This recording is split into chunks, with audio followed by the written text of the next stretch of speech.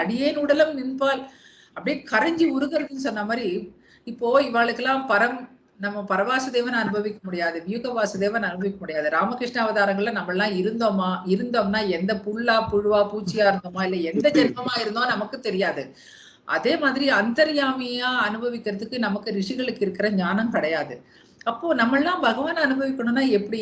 நமக்கு அந்த பாக்கியமே நமக்கு கிடைக்காதா அப்படின்னு மனசு கடந்து துடிக்கும் பொழுது, அப்படிலாம் இது பண்ணாத அப்படின்னு எப்படி குழந்தை கஷ்டப்பட்டா ஒரு தாய் அணைச்சிப்பாளோ, அந்த மாதிரி நான் அர்ச்சையில இறங்கி நீ எந்த ரூபத்துல என்ன அனுபவிக்கணும்னு நினைக்கிறியோ அந்த ரூபத்துல நான் உனக்கு இருக்கேன் அப்படின்னு அர்ச்சையில நமக்கு பகவான் அருள் பாலிக்கிறார்.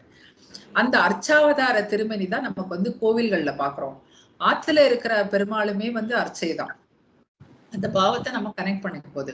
இப்போ கோவில்கள்ல இருக்கிறவர்லாம் அர்ச்சா ரூபம்னா அப்ப 108 திவ்ய தேசம்ன்றது என்ன கணக்கு?